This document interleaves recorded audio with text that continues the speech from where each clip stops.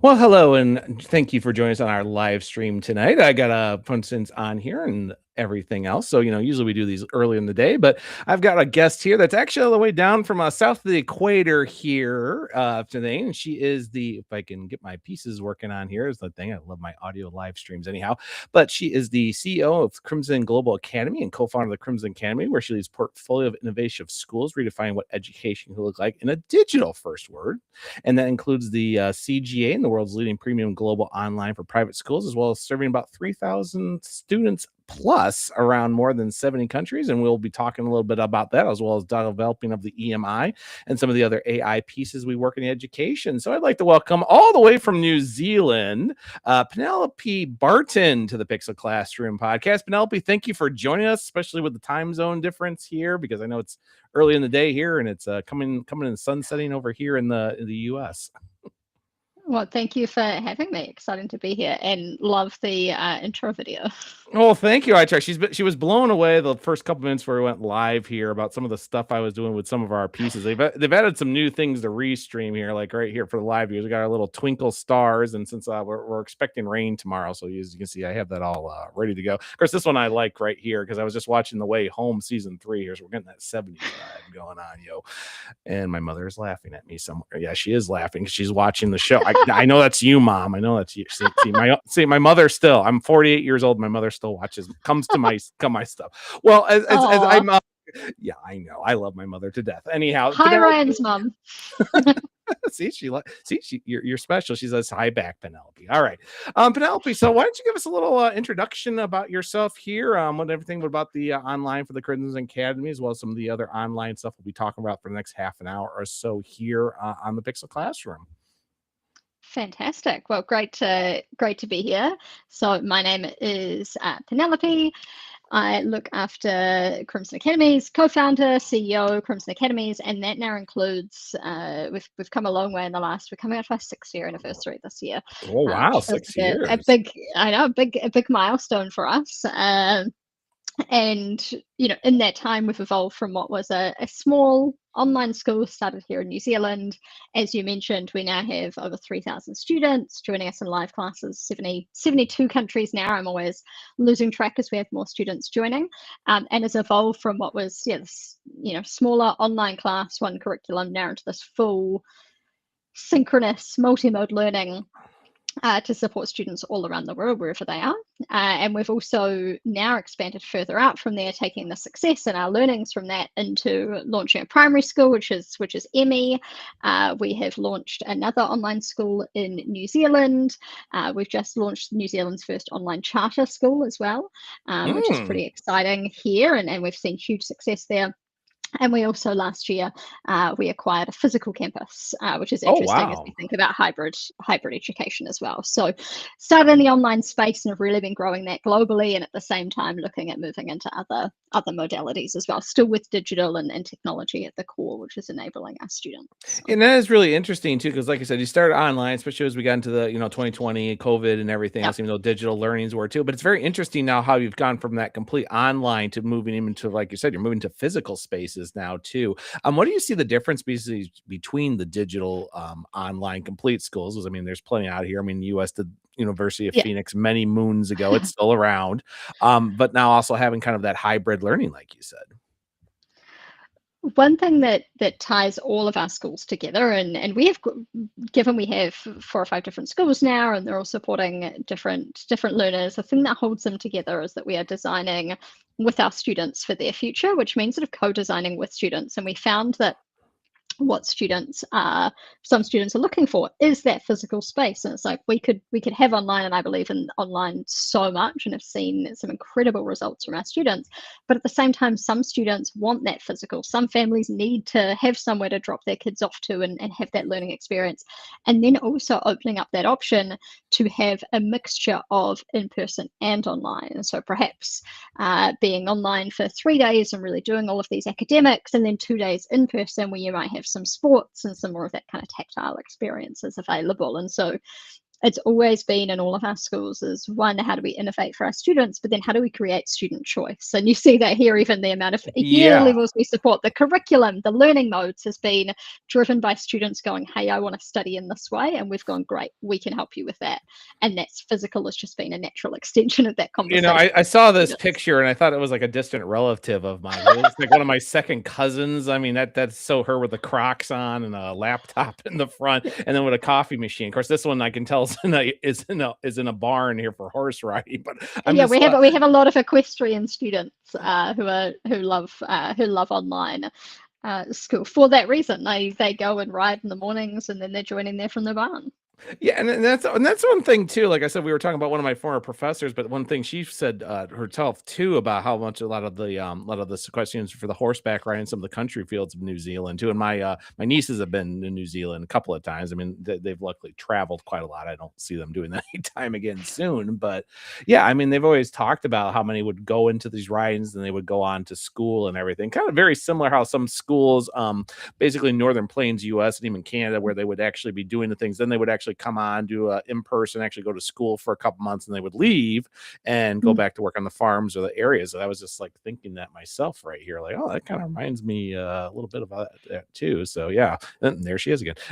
And we got Yeah. swimming. Hey, here we're moving up to different sports here. Yeah, or pretty much every sport we have covered at this point in terms of students that are joining us.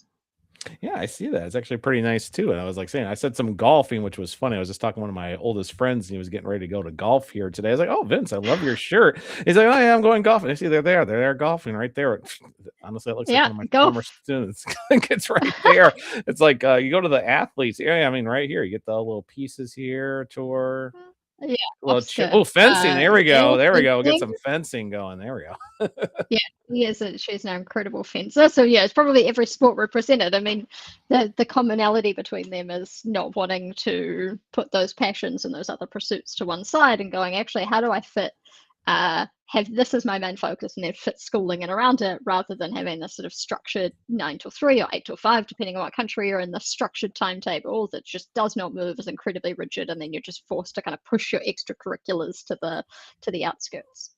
Right, which I completely understand too. That was always a piece too. My own son himself doing track and field, and his academics and sports were not quite working where he wanted to go. I mean, I've seen others balance it perfectly and other ones not too. And it's really interesting because, like I said, I was reading over our notes and everything about uh, working on that, especially for the different enrollments and so the pieces. But, you know, like everything else, and we talk about it every here about talking about everything, what you got in with the what is AI as well as some of the online learning. So how's that been working with both now with the hybrid model as well as the online model that? Because I mean, let's face it, AI is everywhere. It's what it is. But you know, how are you working in that with the curriculum? It really depends on the curriculum and the students. One thing I would say that we've not been shying away from is the use of AI. And I speak with some school leaders and they're just, AI, bad, don't want to touch it, don't bring it anywhere near me. And it's like, this is part and parcel for students now, and this is what they're using. So how do we teach them, one, to use that in an ethical way, but then also how do we use Hmm. that to support and extend them and use it for additional support? So what we've rolled out is when we think about how we introduce AI into the schools. One is what we can build to support our teachers. What's interesting is when you look at a lot of the ed tech that's out there and it's what's being built for teachers at the moment, it always requires the teacher to do more. I need to log into a different system. I need to upload all of these things. I now need to differentiate. I need to go in and personalize. And it's like it puts more and more on the teacher. So whilst in theory it saves time, and it's like actually they need to do it, then monitor what's happening in all these different platforms and then pull it back together. And that's sort of been one part. So we've really been focusing on how we reduce the admin but enable teachers to have those those pieces at their fingertips. And then how do we use AI to give more insights into our academic faculty? Because there's just so much data that you capture in the online space. So how do you package that up and give that to our administrators and heads of school to be able to make informed decisions? And then the other piece is just supporting students on the revision. the revision and tuition, and hey, they want to ask in class, they've got a question, they can ask the teacher. Absolutely, it's a small live classroom, but at the same time, they have their AI teaching assistant there that can support them. They can ask questions, and then we're giving those live insights back to the teacher as well, so they Oh, know what's going on and informing it. yeah, and I think that makes a lot of sense too. I mean, one thing we've been talking myself too, because I do use my set of AI too, as well as I've been doing because my digital and media lead literacy I do, and I'll be teaching some application classes next year. So we definitely look about where the AI can work. I mean, I use a lot with Canva. I use a lot of the things that can Yeah, help them, but also help them with the checking their code too, whereas the issues yeah, are too. So it makes it a lot easier than trying to go over it. As we did when I worked at one of my formers, we talked about AI being more of a time saver, and it really does. It helps me like I've been working on some things. I mean, it's not perfect. It really is. And there's yeah, some things not, but it's kind of nice where I can throw in my rubric, double check with the rubric, and then actually say, am I hitting my marks? Like, well, you might want to look at, module 3 there. I'm like, yeah, you're right. I was kind of on the edge on that one. So I think I'm kind of agreeing, but also at the same time too, where it's like, I need a quick little PowerPoint and just reorganize these notes of what system's there. And it can, do it in 3 minutes. And yeah, I just have to go in and reformat it, which saves me like an hour of time, which I kind of like too. So it yeah, works pretty well with that. So yeah, I mean, it's true. Like I said, it's part of, but it's using the ethical and the pieces for it too, especially now too. I mean, I was working on some stuff. I do creative writing. Sometimes it's just like, I'd like to make these story features without doing it. And sometimes I look at it like, whoa, hold on. What did you just make? Because that is not anywhere I wanted to make yeah. it. And yeah, no, I think I'd be people like, is that a likeness feature? Like, I don't know what that is, but it's sure not a likeness feature. Exactly. Yeah. There's I'd say it's going to be interesting to see with the students that are coming up that lean into it. But then there is also quite a lot of in the teenagers that we have like this hesitancy around it, and they're very much quite cautious of what they give it and who can use it, and a lot more security conscious than I think even some of the adults that I see using it. So it's pretty amazing. I'd say they're already kind of naturally leaning that way, and we can support them more in that space and more awareness. It's just all of the models continue to change and the tools continue to change. But Mhm. naturally, I've seen them be a lot more conscious of that than other demographics. Yeah, I mean, like I said, I mean, I still have my couple systems too. Like, I go to basics here too, especially being in the US dealing with like Gemini or Chat GBT, but Mm, I've also had other sets. But I mean, I've used a little bit more of my Canva Magic AIs too. But there are some ones that are out there I'm aware of, and there are a couple that are kind of like, yeah, I'm not really using that, or like, this has needs some better policies or some restrictions and how to use it. Trying because I have students myself that will use an AI, and I'll even look at them like, did you even pop the prompt question in there, right? Because it's like I don't know what you're thinking. Well, it's doing this. Like, yeah, well, right now it didn't do anything. It's like I don't. I don't know what you were trying. I'm like, I think you could have wrote that sentence better than it just did, and that's telling me right there it's not working the system very much. And it's so funny too because we're talking about the AI too and your digital literacy, but one thing that people don't really talk about much is driver's education. And my own son who's driving. At least he's trying to drive. But something that's interesting here, you were looking at the kind of different areas because I mean, it is very true, especially in New Zealand. There are a lot of different traffic laws there in New Zealand, just like they're mm. in Europe or Asia, or the US or even some parts of Canada and Mexico too. But it's really interesting that you're looking at that focus for drivers' education kind of reform over there. But what is it you're trying to do, especially with an online pieces? Because as I say, until you can do the simulators all you want, but until you're actually behind, either a two-wheel or a four-wheel, it's a whole different experience than what it says is like, and how do you come to a stop sign within the next 2 seconds on an icy day? Yeah, it's interesting. Some of the pieces, I mean, more of what we've been kind of playing around with is on some of that has been more about the simulators. Um, and for some of it, just interesting, actually, even just taking a slight tangent, is how kids are thinking about learning to drive at the moment with like FTS systems and stuff coming in. And actually, do they even need to learn to do that because self-driving systems are coming in, and then what that's going to Hmm. mean? So just like a slight tangent, but no, this is so one of the projects we've got going at the moment, which is just this really cool blend of technology and experiential. Is we've taken a car. Essentially, we bought a secondhand car, and it's down in the garage of our school at the moment, and the kids are pulling it apart. And Oh, so the old they are dismantling. they're fully dismantling it. We've got everything from there's a group that's trying to sell marketing and advertising on the side. They're building a car simulator. Some of the parts that need fixed, they're using 3D printers to print those to Oh put yeah, you're in. you're talking my language here. Yeah. So that's that's some of what like we've been focused sort of more on that side at the moment. It's just kind of this interesting intersection of like tactile and technology, and then look at sort of what the real world implications of that may look like. But it's sort of there's been this overarching project that we've been looking at within the school.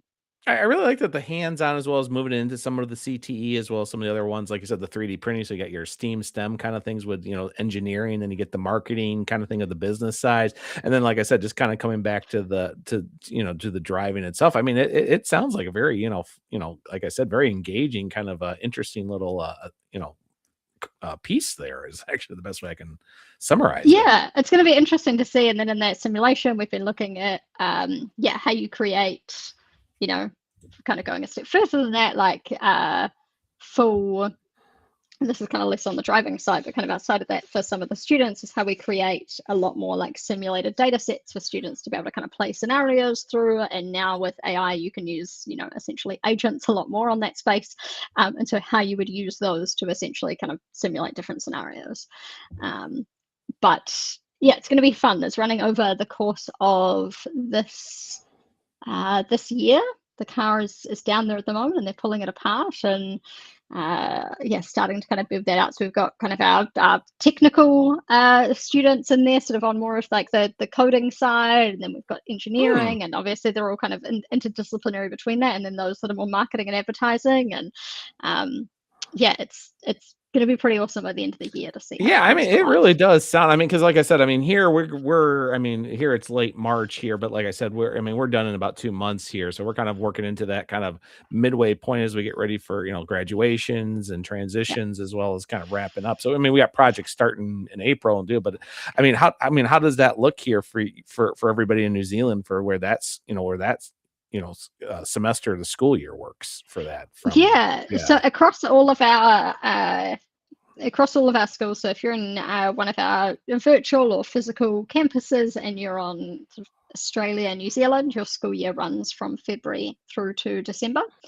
And Hmm. then if you are in Europe or the US, then you're running September through, through to May, and then you've got your summer term in there as well. If students are taking a summer program, so that's pretty exactly what you would be used to. And then we also run a February through December. What's interesting within that is students who split their time between different countries and the ability to move between that and have that continuity in their education. And we're Hmm. seeing more and Oh. more families that might split their time between Australia and the US, for instance. And so how they keep that continuity going, they can stay on a US school calendar year because they're planning to be back there for the following year Hmm. and continue on that while being based in Australia, and so not needing to switch over to a completely different academic year and then losing all their course progress and things like that. Well, yeah, and I know that was one little part too about parents and how they're involved as well as students, so they don't get behind and lose their track every two. I mean, I'm finishing up a couple of courses, and they're completely, it's online. There's hybrid and there's in person, and the one I've been taking with I'm pretty much done except for finishing the business plan, but they keep us so we're in our discussion. So as much as we can get into it, we have to have our dates with our actual discussions online and in person. I had to actually physically bring in a model. I was actually going to go pick it up today. They're like, no, we want to keep it one more week, Ryan. I'm like, oh, okay. I'm like, you want to keep it? I'm fine. Like, well, cool. You made this awesome Legos. And did you see this one? I said, yeah, it's really good. It's like, you can come get it next week. We need to get some more pictures Yeah. of it. I'm like, oh, okay. I just thought you because it's for physical therapy and kind of an ethics business design class for spa model actually for people for massage therapy. And like I said, when I signed up for it just to get the credits, because one of my teachers, I'll probably be teaching the course in a couple years. I said, oh, I'll get the credit. And next thing you know, I was like, and you're gonna learn to be a physical therapist. I'm like, I'm going to do what now? And then I had to actually make this. And I luckily worked in healthcare, and I actually thought about physical therapy many moons ago, long before I was in education, back when I was an undergraduate. But it was kind of interesting where I had to kind of get back into that field, kind of push myself Mm. out, but also take things I'd done because I worked in healthcare. I knew about, medical pieces, therapy, as well as forms, HIPAA, and so forth. So it worked very nice bringing those all together. But it was definitely a very, as they say, hands-on learning. And also now you're going to make your dream room and you can give me a business plan. It's like, I'll give you the business plan. I have no idea what I'm going to do this dream room. I am not an architect. That's my sister, but I'm Definitely. curious how you've seen online education evolve in that sort of undergraduate, postgraduate space. I mean, if you're kind of taking courses now, you've done obviously courses in the past. Like, how have you seen it evolve in the Well, higher and ed this is space? this is very interesting because when I went back for my master's, which is hard to believe has now been it will be six, it's been 16 years now. But a lot of it was where we would meet every couple months at a campus, which was about an Mm, hour from where I currently live, and we did the online. We'd have a weekly discussion. We have a couple weeks, but it was kind of like the little room. It was using Moodle and a couple of other mm, things. And then after I had finished it, I had somewhere I was physically in the room. Somewhere it's like, if you can't be here, be in the Adobe Connect and do it. And sometimes it was. Sometimes the weather was very bad, or like I am seriously mm, not feeling good. I have a 3-year-old at home. I need to. I can't, not be at home right now. So, but now it's kind of like having that option too. I mean, what I've been taking for these online courses is, like I said, there's a check-in, but they're recorded. You're pacing yourself. They mm, encourage you, but they also have set dates. Like I'm taking a test tomorrow. It is due Sunday for an accounting class, but it's like I've been studying, I've been doing things, I've been doing some other assignments, but it's like I'm going to lock myself down. They give you the check. They use AI reader as well as AI check, because they always say, well, you can have open notes, you just can't use it on your computer because the mm. browser will be locked down here. I remember where it was like you just kind of went into it. I mean, now they like Yeah, worry about people Googling or having a window open, and then they say, but it's an open book test. I'm like, okay, if it's an open book test and yeah, I can have another device and I can use the AI reader taking me, am I technically taking, I mean, in truth is like either I knock them out of the park, or even with open books, like, oh, and I'm like, okay, 93%. I mean, that's still an A, or okay, 88. That was a yeah, hard B, or whatever the point systems are for the test. But I kind of like saying, like, well, I'm doing option, because in real life I would be doing this, and people who work in that field say, oh, we do X, Y, and Z. Yes, you have to do this, but oh, come on, we do this, and this, and it's not exact. Meanwhile, the checker online will be like, oh, this isn't the exact answer. I had one where it wanted the exact number, and I'm checking it, I'm running through it, I'm using the reader, and it's still saying like your numbers are not right. And then it says, oh, we wanted 23 cents for this ledger. I'm like, 23 cents? I put in 22 and rounded. I'm like, yeah, and if this was a real business, they would have been like, that's fine. Like, yeah, we can live without a quarter. It's like, what? So, yeah, meanwhile, the test is like, no, you that's wrong. Sorry. Nope, that's wrong. I don't care how much you think that answer was right. And yeah. it's evolved to where it's much easier. And like I said, open book too. I mean, Mm, it's something I myself have done, doing online. I mean, my dissertation was in mobile technology and training and mm, professional development, which was downloaded over 70 times after COVID hit in 2020. So it's like, oh, I actually made a now paper without trying to be now. But even then, what it was then versus it is now, it's evolved mm, to be more, I think, user friendly and more mobile. I mean, like I said, taking out my own device right here, I can access my yeah, mail, or do voice to text and respond to somebody. So it's become more versatile. But at the same time, as I think some people have gotten a little too carried away, or they're yeah, giving the checks where the checks are supposed to help you and they're hindering me. I mean, my one class, I feel like I'm learning it, but I feel like it's hindering me because the checks and the pieces are still saying, well, mm, that's not the right answer. I'm like, meanwhile, I'm doing the math myself. I'm checking things like a normal yeah, real person were, and you're telling me it's wrong. But then if I check all the answers, it's technically I was right. So there still is some issues with that. I mean, I think people who have handicaps or disabilities, like they can't read mm, correctly, they can't form. I mean, I've taught students with dyslexia. AI readers help them immensely yeah. where people have dyslexia issues. But is it perfect? No. I mean, nothing. I mean, I was going to say nothing's going to be perfect, but I mean, it's continuing to evolve. It's interesting you should say mobile, though. I mean, that's one thing that we've made like a conscious choice not to optimize our technology for iPad or mobile use. Um, we've specifically gone because then it's also encouraging, okay, let's have like a quiet space, sit down, larger screen, you can properly engage with the material, you can see your classmates and do the material on one, and that would just be near impossible. Like you've got to compromise on either the connection or the material if you're doing that on a mobile Mhm. or an iPad. And I actually visited one of my old schools, and they've gone to their own world. The phones are not allowed during school. They do the whole thing else too. But Mm, I saw the differences with the interaction. They still have their Chromebooks, and they still have their digital thing, even being a physical. And they have kids that are gone. They still use Google Classroom, whatever the online with yeah, the platform is. But it's gotten to the peck where it feels better. And when some of the students do try to access some things on their phones after school, they're like, "Yeah, we don't have this problem, Dr. E, blah blah blah." Because yeah, I mean, almost all my students have left. The kids that are there now, the ones I knew were really little and were the kids of former coworkers, but I saw it gave them better quiet space there. The school's changed a lot in where they took things out, but at least it's, the library has its spot. It has its optimizations for their Mm, Chromebooks and computers. I definitely see the difference too. I mean, my current school, we try to do that exact same thing. We have more physical and our digital learning. So we try to do a yeah. good set of the things, but we want to give the students themselves, their spots where they were. And, that's luckily something that's still optional for them. Yeah, definitely. And I think that usability, as well as you say, has just become, I mean, the expectation around that is so much greater than it was. Like, you put up with some janky education technology, 15 years ago, and now the expectation is much more like a consumer-based app, is how you would expect and what students expect.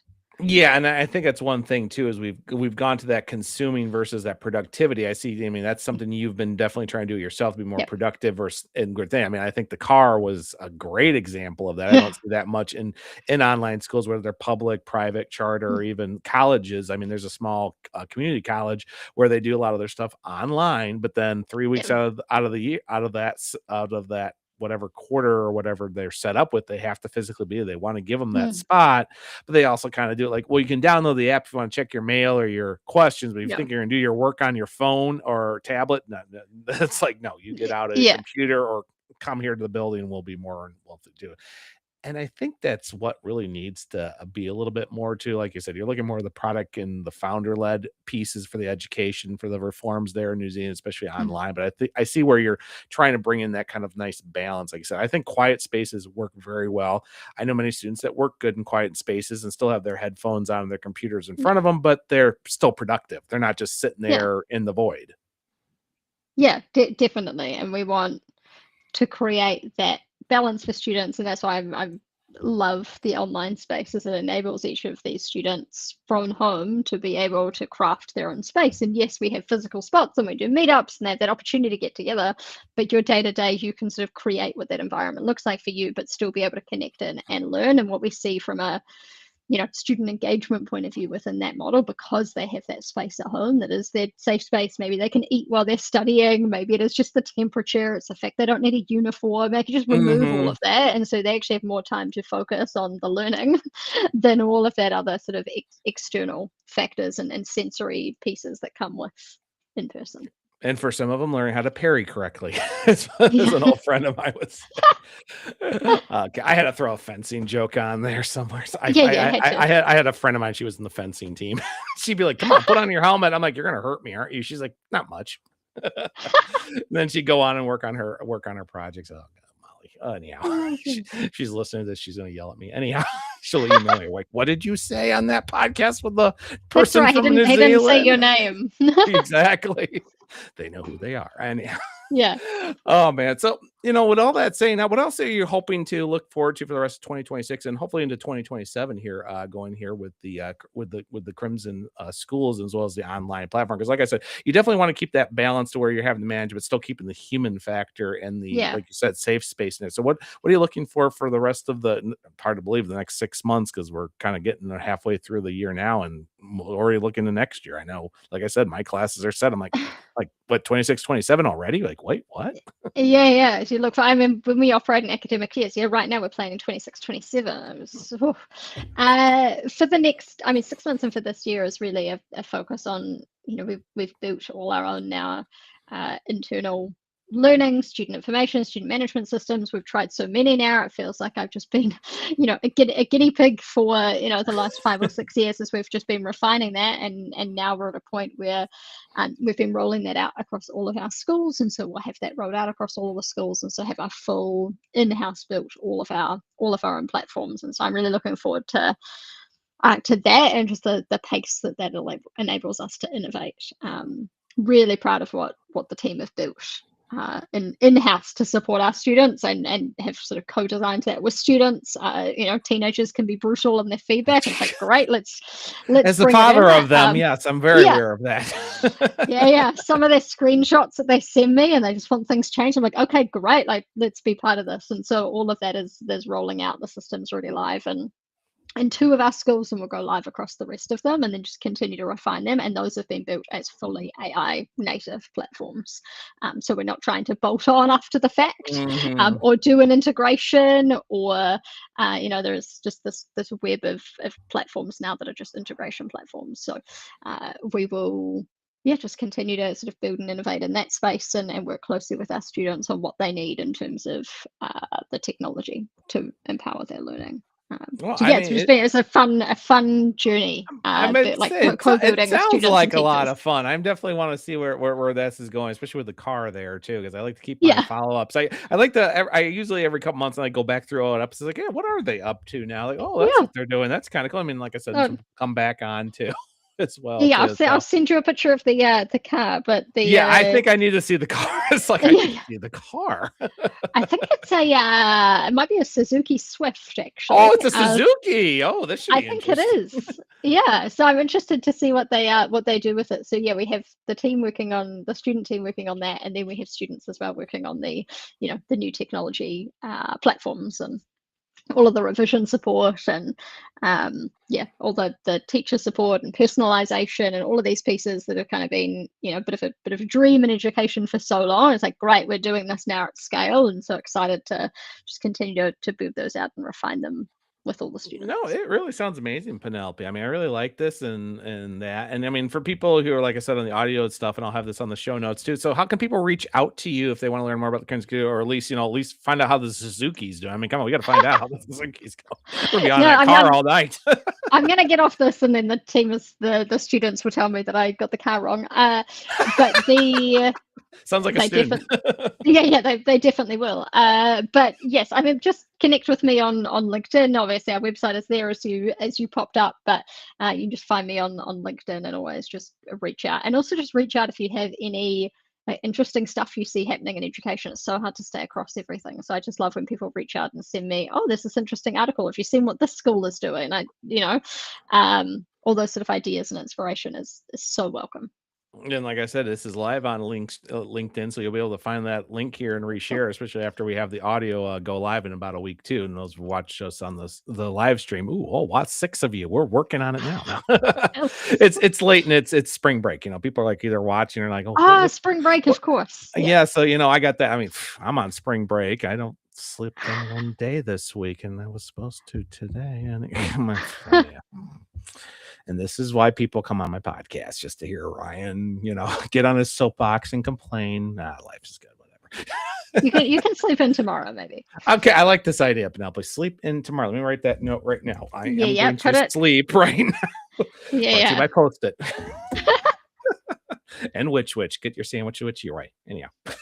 If you ever get to the US and you get to around Midwest, Southern West, so there's a place called which is a sandwich place, but they actually do lettuce wraps, panini, and they make their own chips too. And we got only two within about a 30-mile radius, but I've been there like twice, and it's like each time it's like, and today's episode is which. Which I don't think I've ever been there. I was in the States last week. I'm there again in a couple of weeks, but largely that's been California and Texas. I don't think they're in that area. I know Firehouse Subs and of course Jersey Mike's, but we're just gonna talk. I finally went to McAllister's Deli for the first time today and got myself what was called the BLTA, which is baconless tomato with avocado, and then Oh, they did this really nice gluten-free bread because they said, "Do you want the gluten-free?" I'm like, "Yeah, yeah. I'll do it. I try to eat healthy." So they did this, and they did a little bit of the panini press, and then the bacon they kind of smoke wrapped it with the lettuce and the avocado, and Oh, I was like, "This is fantastic." Action. Then they yeah. just gave me a little vintner's chips, and then they make these teas. And I said, I want the black cherry tea, something different. And yeah, it was pretty good. I'm like, I mean, they've only been there 3 years, and I finally ate there today. So I eventually get there. Well, Well, this if is you're going in to be what California, I you do gotta after this. It's like yeah. nearly my lunch. It's my lunchtime. I So was about to say it's lunchtime. There's like, oh, I don't have a BLTA. Ryan's see, he's corrupting me from the States. yeah, I corrupt people in the country, and people don't know it. yeah. I'm They're just everywhere, going to come on the everybody. podcast. Yeah. Yeah, just come to me and we'll talk about. See, that should be one of my summer sessions. Like, what sandwich are we making today? Forget TikToks or Reels. I'm just gonna talk about today's sandwich. It's Yeah, like an episode Pixel of Sesame Classroom Street. and sandwiches. So Well, and that's always funny too, because I'll walk by the foods and culinary arts, and sometimes I'll be walking by the door, and they're like, "Was that Reed?" I'm like, "Yep, Dr. Reed. It's Wednesday." I'm like, "What you making today?" I walked by one time, like, we made breakfast sandwiches. Like, good, I didn't have breakfast. Yeah. Well, I have a 2-story school that's very large. I put in about 12,000 steps a day. If people see me in the Oh, classroom, they're like, "He never sits still." I'm like, "No, I don't sit still. I'm always walking." So I like hit my move miles on my Apple Watch. Like, oh, yep, hit it. And I'm like, "Oh, it's only 9 in the morning. I'm good." See what happens when you came on this podcast. Now, Penelope, you're going to good. be talking about Yeah. this. Like, there was that time I was on a podcast in 2026 with this Dr. Reed. I don't know if I want to ever go back on his podcast again, or at least He come made to me that want to part. have sandwiches for lunch, so I'm gonna do that. Exactly, Yeah. with BLTAs, with the panini gluten free, and then she's like, "Oh, there's a witch. I heard about a witch one time." Yeah, exactly. Because It's you'll be in ingrained now California, in their go to mind. In-N-Out Burgers. There you go. Go to In-N-Out Yeah, Burgers. You'll be good. Can't go wrong with them. I love In-N-Out. So, exactly.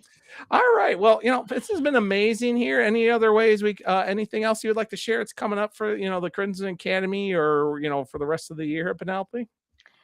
That's probably it for now. I mean, I'm sure there will absolutely be more, but the focus right now is just on the technology build side and the rollout there, which has been incredible in the primary school, and after this, yeah, hopping into a primary class No. to see what they're up to and how they're using the Well, platforms today, which is congratulations to amazing. everything you've built here the last 6 years, your awards and everything, and hopefully everything will go really quick. And like I said, we'll be keeping an eye on that car. But anyhow, on that too, and everybody else, I have in the show notes too. If you can check out everything with Penelope and her contact information on the show notes, and those who will be listening on the audio version here when it goes live too, everything will be available to check out for the Crimson Academy for both New Zealand and the U.S. And that is all I think we've got for tonight for the Pixel Classroom podcast. Penelope, thank you so much for joining us with the time zone changes between the equators and everything. I mean, like I said, it's coming up 8 o'clock here, and I'm giving you ideas for your lunch.